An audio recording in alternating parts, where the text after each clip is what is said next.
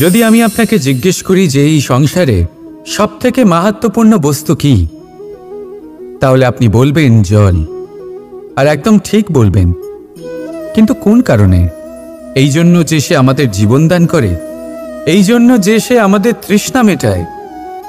নাকি এই জন্য যে আমাদের দৈনিক কাজ থেকে শুরু করে আমাদের মৃত্যু অবধি কাজে আসে, সব কাজে আমাদের সাহায্য করে?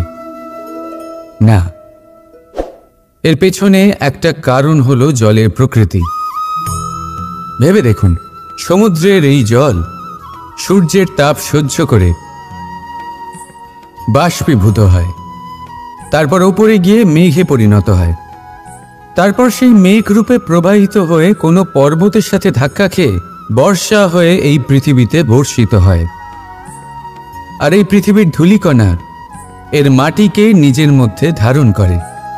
মানুষের দ্বারা, অন্য প্রাণীর দ্বারা যে ময়লা ছড়িয়ে পড়েছে তাকে নিজের মধ্যে ধারণ করে, আর তারপর ফের অগ্রসর হয়ে পড়ে সমুদ্রের দিকে, সমুদ্রে মিশে যায়।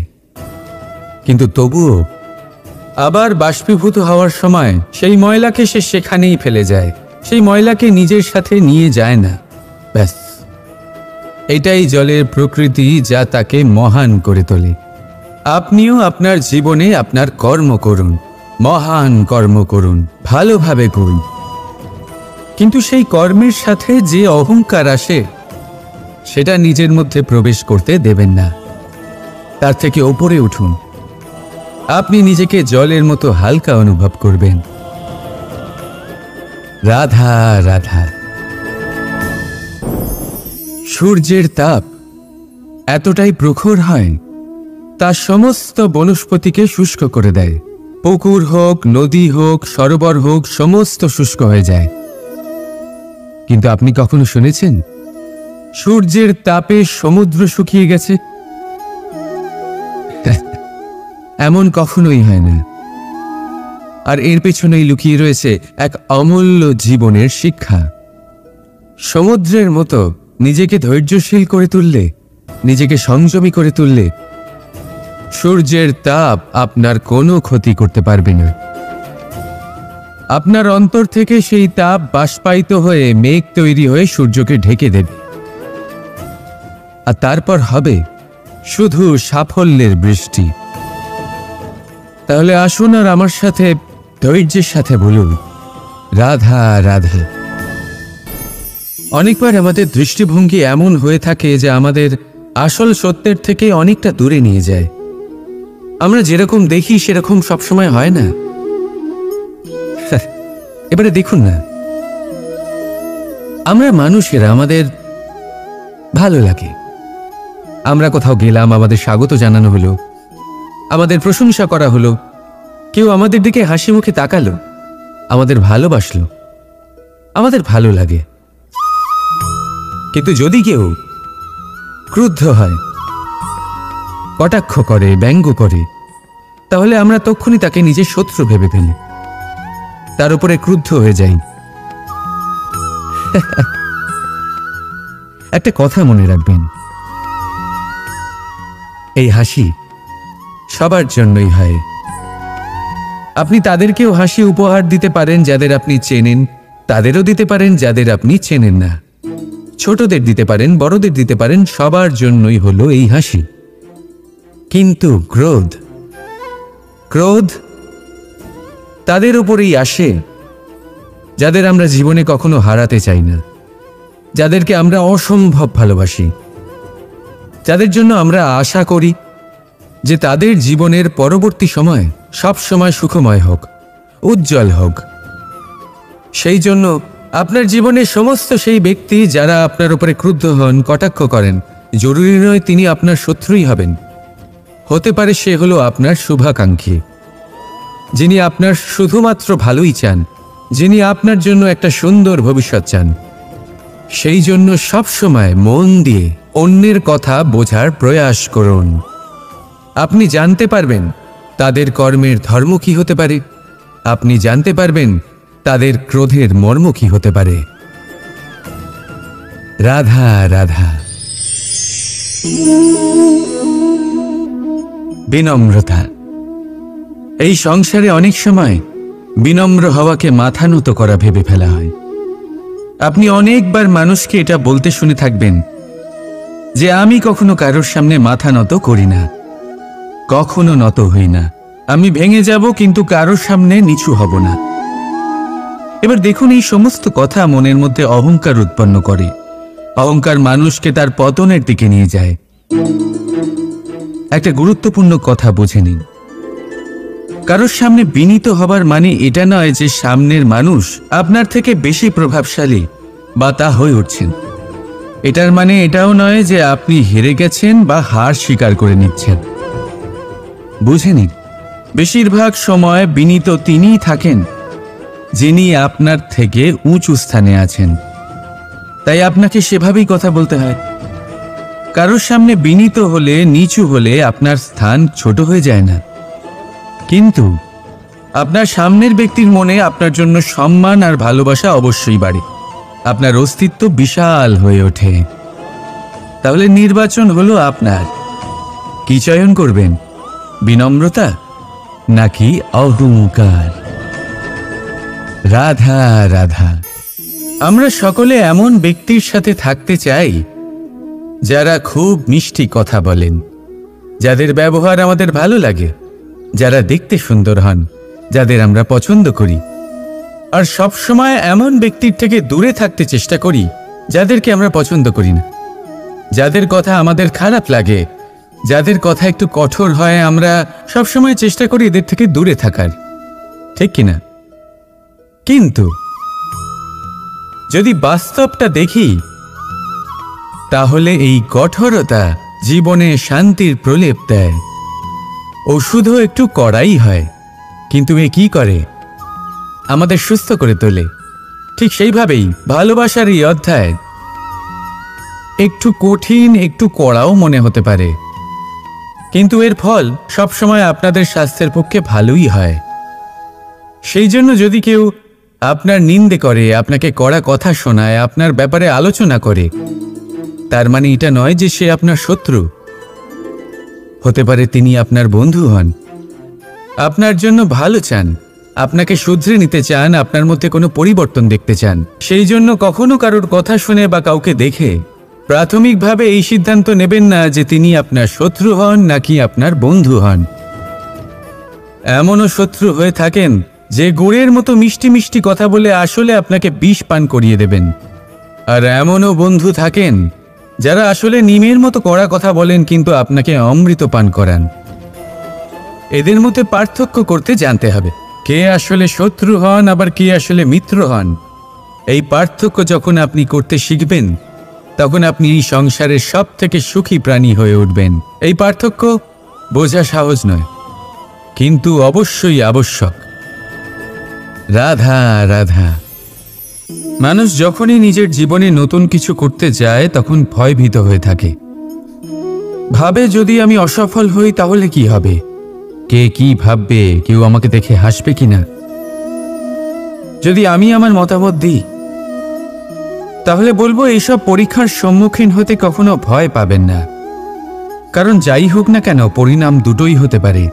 একটা হয় আপনি জিতে যাবেন, দ্বিতীয় পরিণাম আপনি হেরে যাবেন। খুব সোজা। যদি জিততে পারেন আপনি সবাইকে নেতৃত্ব দিতে পারবেন, কিন্তু যদি আপনি হেরে যান তাহলে আপনার কাছে সেই অভিজ্ঞতা থাকবে যা দিয়ে আপনি আগামী প্রজন্মের পথপ্রদর্শক হবেন। এবার ভাবুন, এই অভিজ্ঞতা দ্বারা আপনি কাউকে সাহায্য করছেন যা দিয়ে সে নিজের স্বপ্ন পূরণ করতে পারবে। খুব পুণ্যের বিষয় এটা। একটা সহজ কথা জেনে রাখুন, জয় হোক বা পরাজয় দুটো একই দিকে নিয়ে যায়, আর সেটা হলো জয়ের দিকে। শুধু নিজের দৃষ্টিভঙ্গি শুভ করে তুলুন আর নিজের পরীক্ষাগুলিকে সীমিত করে তুলবেন না। নিজের এই সীমাগুলিকে আহ্বান জানান। নিজের ব্যক্তিত্বকে বিশাল করে তুলুন, শক্তিশালী করে তুলুন। আর আমার সাথে ভালোবেসে বলুন, রাধা রাধা। মানুষ নানান ধরনের বাসনা পোষণ করেন, তাদের নানান ইচ্ছে থাকে, অভিলাষা থাকে, নানান কামনা করতে থাকেন, স্বপ্ন দেখেন, প্রার্থনা করেন যেন তা সফল হয়, নিজের সম্পন্নতা কামনা করেন, আর শেষে নিরাশ হয়ে যান কারণ এসব কিছুই পান না। আপনাকে একটা ছোট্ট উদাহরণ দিই। জঙ্গলের রাজা কাকে বলা হয়? সিংহকে। এবার যেহেতু সিংহ বনের রাজা, তাই হরিণ তো তার কাছে এসে এটা বলতে পারে না যে আপনি হলেন বনের রাজা, তাই আপনি আমাকে মেরে ফেলুন, আমাকে খেয়ে ফেলুন আর নিজের ক্ষুধা নিবারণ করুন। এমন তো হয় না। সিংহ যতই বনের রাজা হোক, তাকেও পরিশ্রম অবশ্যই করতে হয়, তবেই তার ক্ষুধা নিবারণ হয়।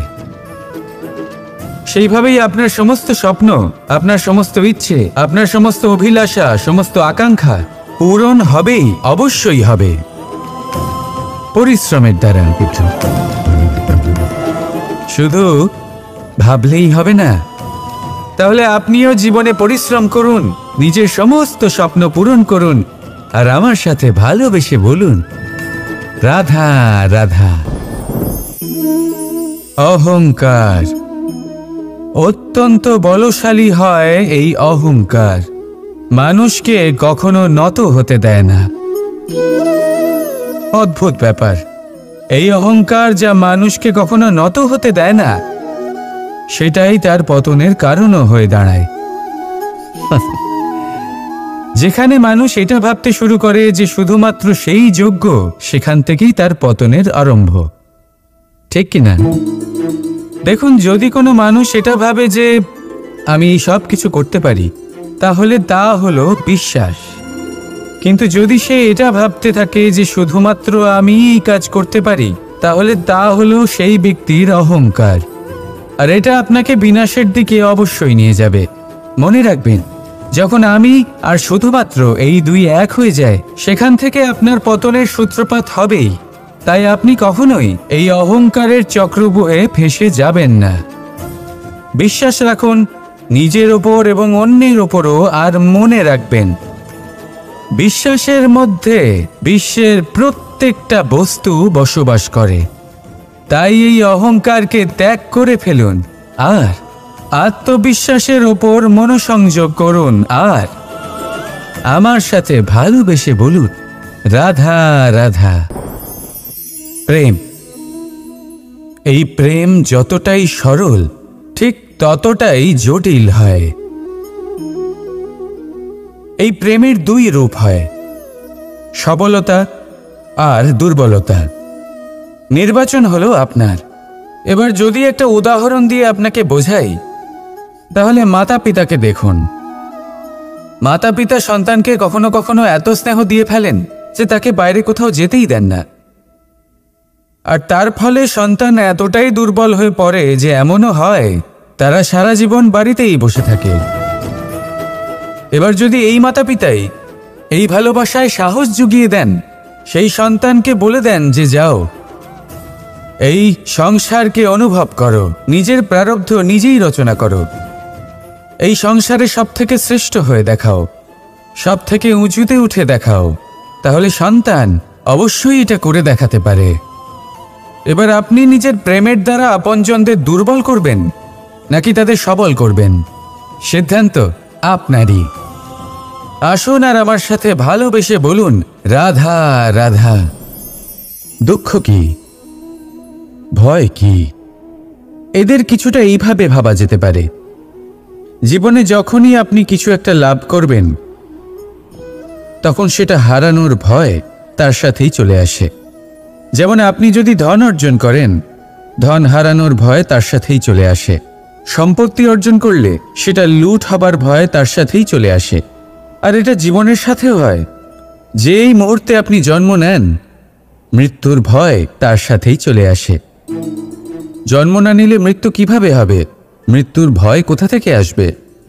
এবার এই ভয় কি সেটা আপনাকে বুঝিয়ে বলি।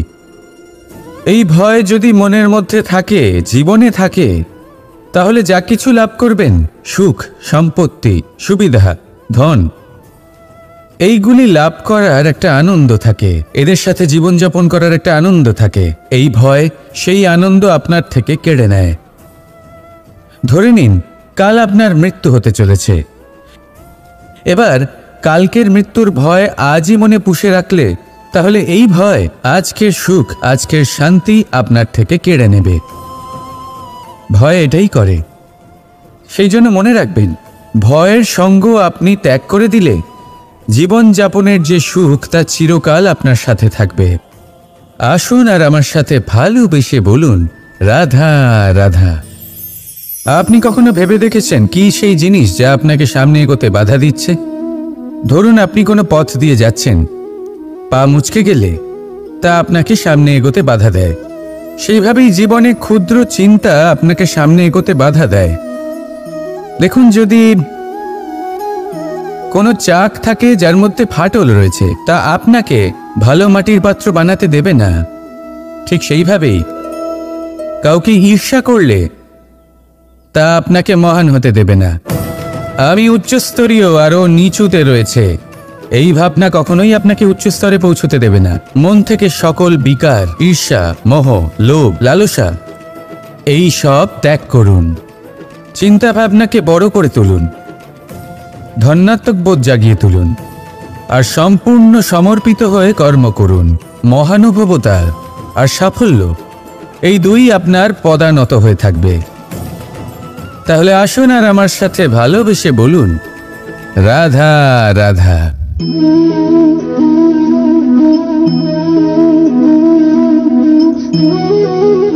কি সুন্দর প্রতিবিম্ব দেখছেন? এর কারণটা কি? আমার রূপ সুন্দর, নাকি এই জল স্বচ্ছ?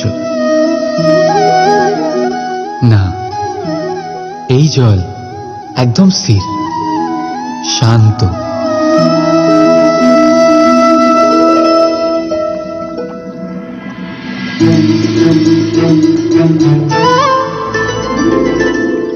পার্থক্যটা দেখছেন আপনি?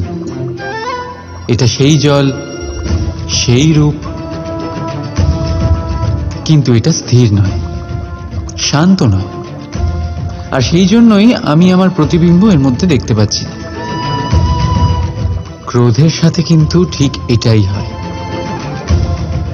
যদি আপনি স্থির হন, শান্ত হন, তাহলেই আপনি আপনার আত্মাকে দেখতে, শুনতে আর বুঝতে পারবেন।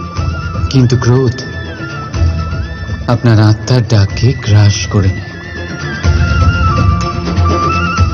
তাই নিজের ক্রোধকে বশে রাখবেন, যেন এমন না হয় যে মূর্খতা থেকে জন্ম নেওয়া ক্রোধ আপনাকে অনুতাপের চরম পর্যায়ে নিয়ে যায়।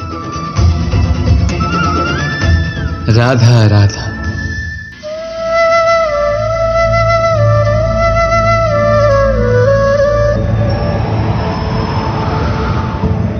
একজন পিতার জন্য তার সন্তান তার গর্ব, তার অহংকার, আর একজন সন্তানের কাছে তার পিতা আদর্শ, তার প্রেরণা। না বললেও পিতা তার সন্তানের সমস্ত ইচ্ছে বুঝে যায় আর সেটা পূরণ করার প্রাণপণ চেষ্টা করে। অন্যদিকে সন্তান সবসময় চেষ্টা করে যাতে তার মাতা পিতাকে গর্বিত করতে পারে, কিন্তু এই বন্ধন কখনো কোথাও এসে ছিন্ন হয়ে যায়। কখন? যখন সন্তান নিজের ইচ্ছে মতো নিজের জীবন সাথী বেছে নিতে চায়। কেন? কারণ হলো বার্তার অভাব। যখন কথা ওঠে সন্তানের বিবাহের, তখন মাতা পিতা ভাবেন সন্তানকে কি জিজ্ঞেস করব? আমরা তো সন্তানের অমঙ্গল চাইব না।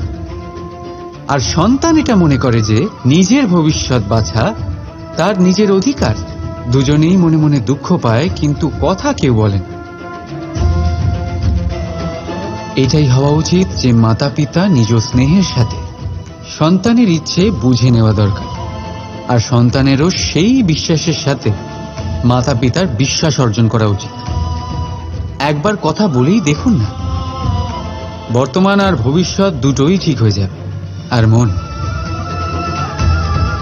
প্রসন্ন হয়ে বলবে, রাধা রাধা। আমাদের মধ্যে এমন কেউ নেই যে কখনো বৃক্ষ দেখেনি। বৃক্ষে এই পাখিদের দেখেনি, তাদের বাসা দেখেনি।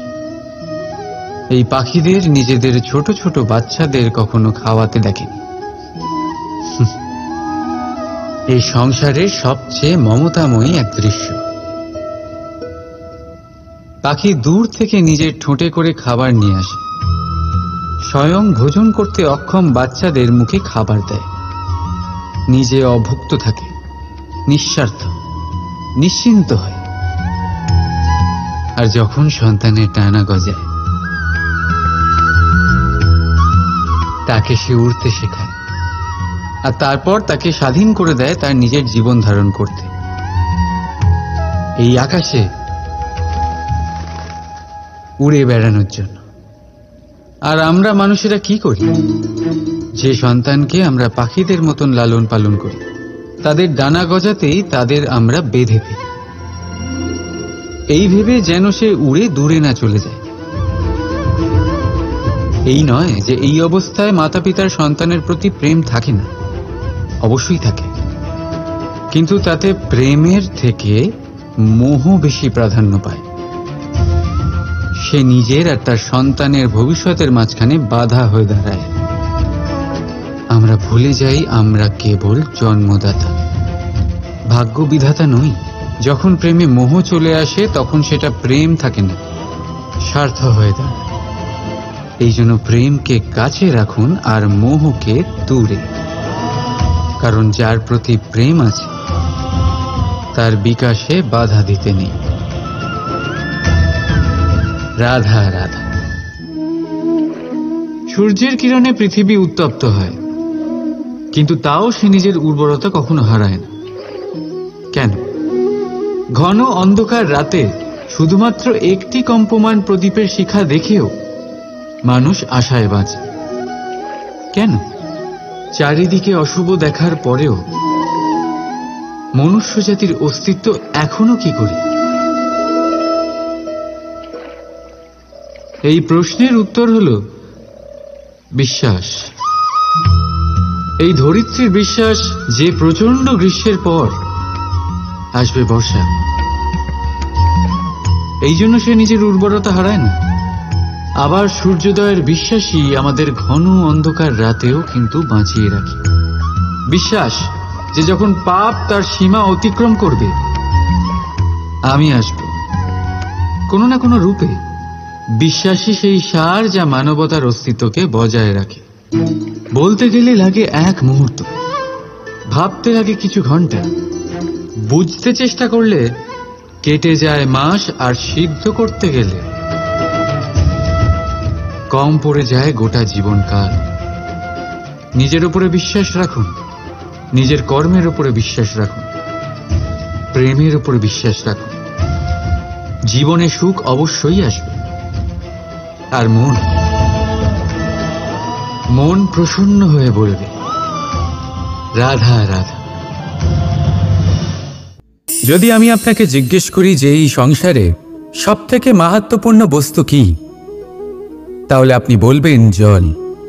আর একদম ঠিক বলবেন। কিন্তু কোন কারণে? এই জন্য যে সে আমাদের জীবন দান করে? এই জন্য যে সে আমাদের তৃষ্ণা মেটায়? নাকি এই জন্য যে আমাদের দৈনিক কাজ থেকে শুরু করে আমাদের মৃত্যু অবধি কাজে আসে, সব কাজে আমাদের সাহায্য করে?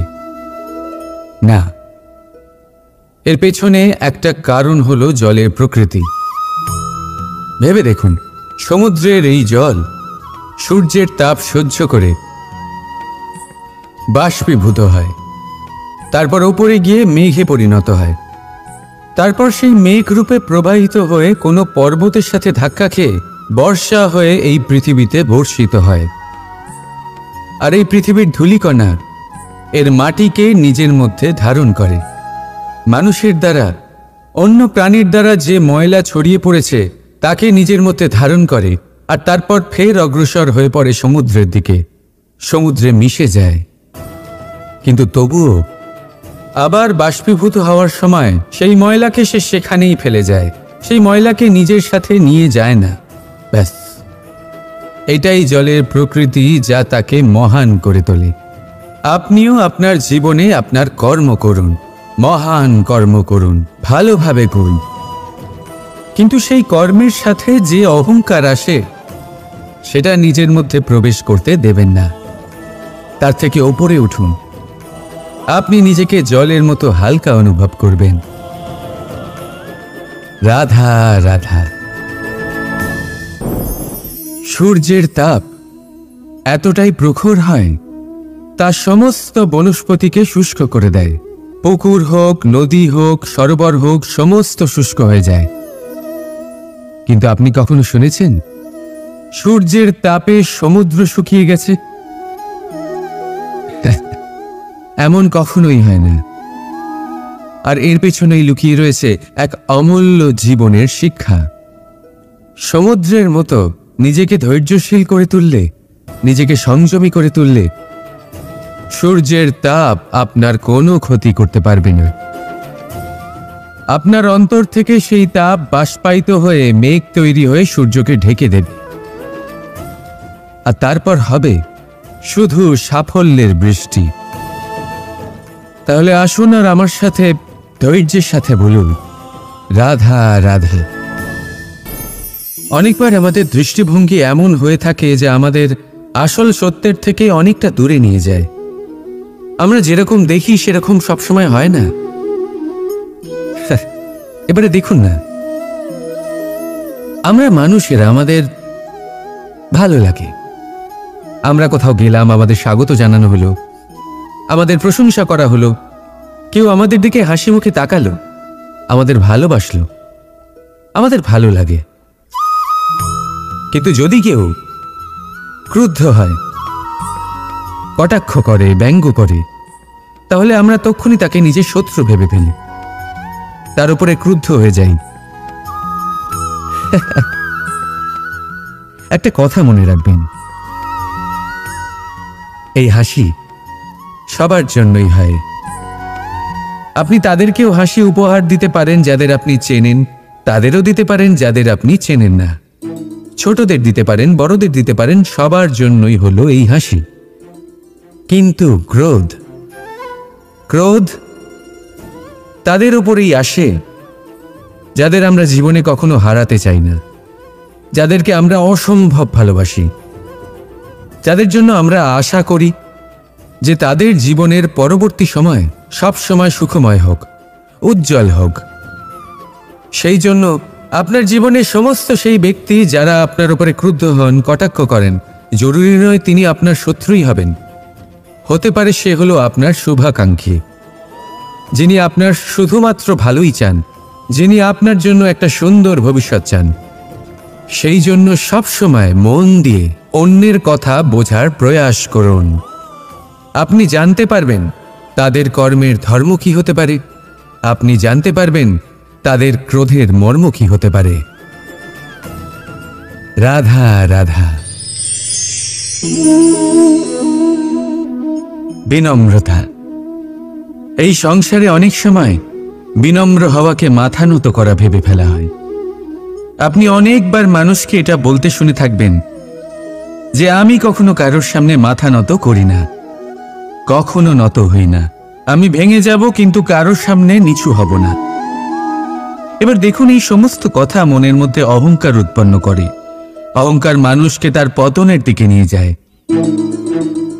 একটা গুরুত্বপূর্ণ কথা বুঝে নিন, কারোর সামনে বিনীত হবার মানে এটা নয় যে সামনের মানুষ আপনার থেকে বেশি প্রভাবশালী বা তা হয়ে উঠছেন।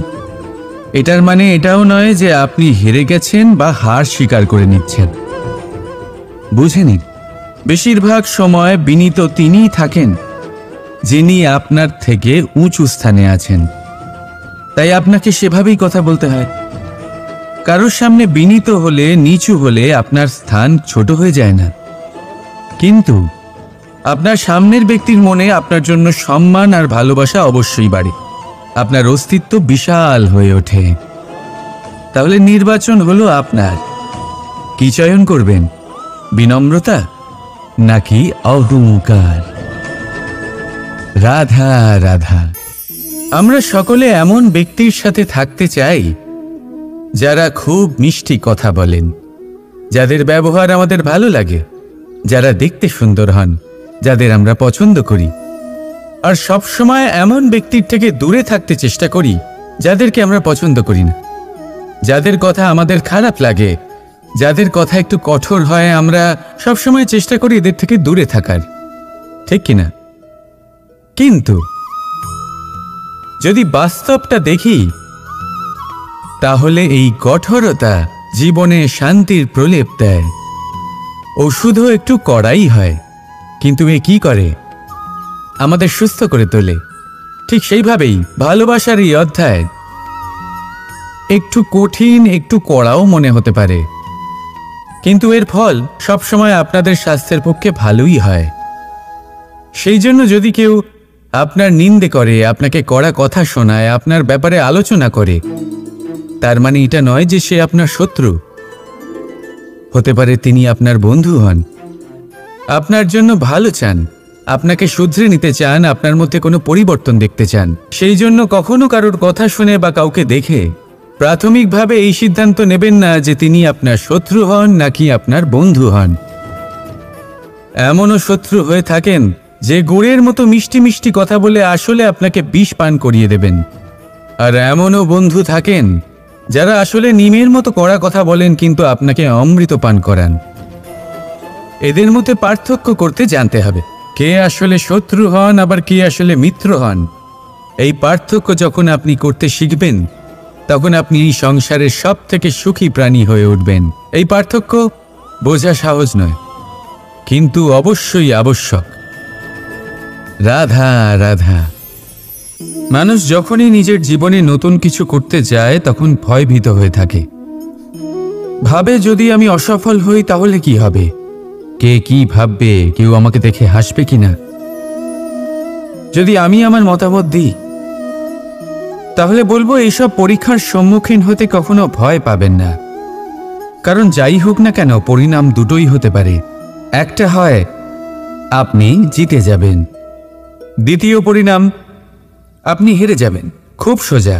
যদি জিততে পারেন আপনি সবাইকে নেতৃত্ব দিতে পারবেন, কিন্তু যদি আপনি হেরে যান তাহলে আপনার কাছে সেই অভিজ্ঞতা থাকবে যা দিয়ে আপনি আগামী প্রজন্মের পথপ্রদর্শক হবেন। এবার ভাবুন, এই অভিজ্ঞতা দ্বারা আপনি কাউকে সাহায্য করছেন যা দিয়ে সে নিজের স্বপ্ন পূরণ করতে পারবে। খুব পুণ্যের বিষয় এটা। একটা সহজ কথা জেনে রাখুন, জয় হোক বা পরাজয় দুটো একই দিকে নিয়ে যায়, আর সেটা হলো জয়ের দিকে। শুধু নিজের দৃষ্টিভঙ্গি শুভ করে তুলুন, আর নিজের পরীক্ষাগুলিকে সীমিত করে তুলবেন না। নিজের এই সীমাগুলিকে আহ্বান জানান, নিজের ব্যক্তিত্বকে বিশাল করে তুলুন, শক্তিশালী করে তুলুন। আর আমার সাথে ভালোবেসে বলুন, রাধা রাধা। মানুষ নানান ধরনের বাসনা পোষণ করেন, তাদের নানান ইচ্ছে থাকে, অভিলাষা থাকে, নানান কামনা করতে থাকেন, স্বপ্ন দেখেন, প্রার্থনা করেন যেন তা সফল হয়, নিজের সম্পন্নতা কামনা করেন, আর শেষে নিরাশ হয়ে যান কারণ এসব কিছুই পান না। আপনাকে একটা ছোট্ট উদাহরণ দিই। জঙ্গলের রাজা কাকে বলা হয়? সিংহকে।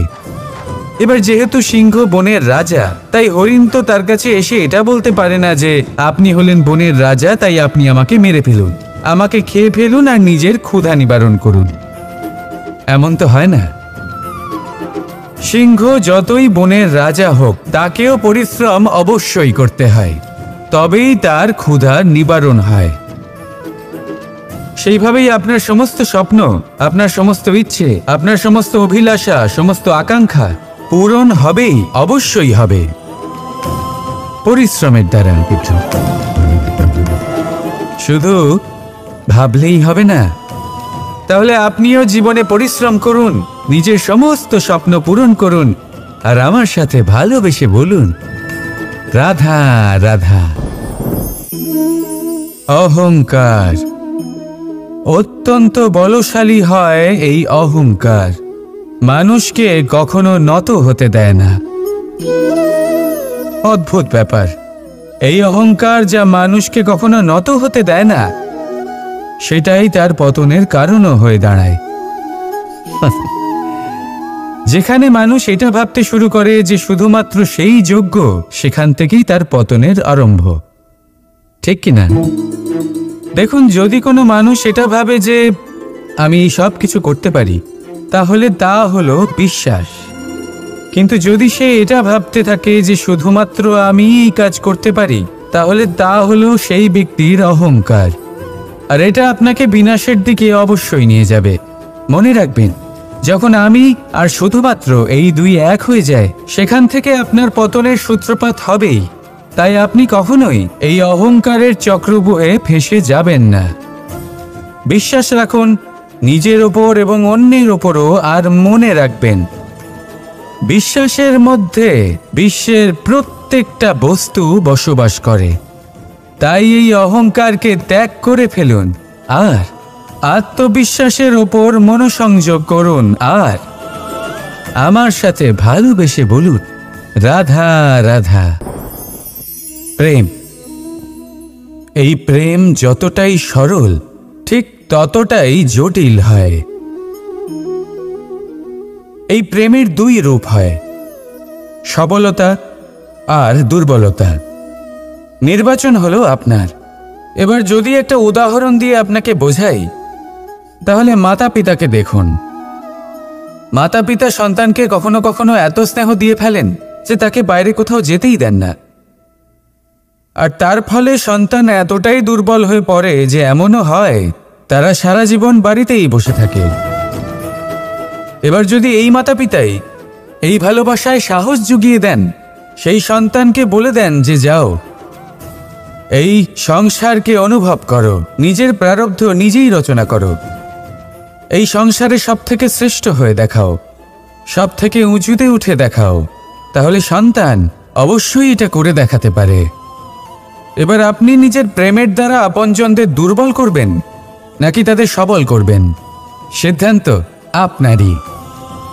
আসুন আর আমার সাথে ভালোবেসে বলুন রাধা রাধা। দুঃখ কি, ভয় কি, এদের কিছুটা এইভাবে ভাবা যেতে পারে। জীবনে যখনই আপনি কিছু একটা লাভ করবেন, তখন সেটা হারানোর ভয় তার সাথেই চলে আসে। যেমন আপনি যদি ধন অর্জন করেন, ধন হারানোর ভয় তার সাথেই চলে আসে। সম্পত্তি অর্জন করলে সেটা লুট হবার ভয় তার সাথেই চলে আসে। আর এটা জীবনের সাথেও হয়। যেই মুহূর্তে আপনি জন্ম নেন, মৃত্যুর ভয় তার সাথেই চলে আসে। জন্ম না নিলে মৃত্যু কিভাবে হবে? মৃত্যুর ভয় কোথা থেকে আসবে? এবার এই ভয় কি সেটা আপনাকে বুঝিয়ে বলি। এই ভয় যদি মনের মধ্যে থাকে, জীবনে থাকে, তাহলে যা কিছু লাভ করবেন, সুখ, সম্পত্তি, সুবিধা, ধন, এইগুলি লাভ করার একটা আনন্দ থাকে, এদের সাথে জীবনযাপন করার একটা আনন্দ থাকে। এই ভয় সেই আনন্দ আপনার থেকে কেড়ে নেয়। ধরে নিন কাল আপনার মৃত্যু হতে চলেছে। এবার কালকের মৃত্যুর ভয় আজই মনে পুষে রাখলে, তাহলে এই ভয় আজকের সুখ, আজকের শান্তি আপনার থেকে কেড়ে নেবে। ভয় এটাই করে। সেই জন্য মনে রাখবেন, ভয়ের সঙ্গ আপনি ত্যাগ করে দিলে জীবনযাপনের যে সুখ তা চিরকাল আপনার সাথে থাকবে। আসুন আর আমার সাথে ভালোবেসে বলুন রাধা রাধা। আপনি কখনো ভেবে দেখেছেন কি সেই জিনিস যা আপনাকে সামনে এগোতে বাধা দিচ্ছে? ধরুন আপনি কোনো পথ দিয়ে যাচ্ছেন, পা মুচকে গেলে তা আপনাকে সামনে এগোতে বাধা দেয়। সেইভাবেই জীবনে ক্ষুদ্র চিন্তা আপনাকে সামনে এগোতে বাধা দেয়। দেখুন, যদি কোনো চাক থাকে যার মধ্যে ফাটল রয়েছে, তা আপনাকে ভালো মাটির পাত্র বানাতে দেবে না। ঠিক সেইভাবেই কাউকে ঈর্ষা করলে তা আপনাকে মহান হতে দেবে না। আমি উচ্চস্তরীয় আরও নিচুতে রয়েছে, এই ভাবনা কখনোই আপনাকে উচ্চস্তরে পৌঁছতে দেবে না। মন থেকে সকল বিকার, ঈর্ষা, মোহ, লোভ, লালসা এই সব ত্যাগ করুন। চিন্তা ভাবনাকে বড় করে তুলুন, ধন্যাত্মক বোধ জাগিয়ে তুলুন, আর সম্পূর্ণ সমর্পিত হয়ে কর্ম করুন। মহানুভবতা আর সাফল্য এই দুই আপনার পদানত হয়ে থাকবে। তাহলে আসুন আর আমার সাথে ভালোবেসে বলুন রাধা রাধা।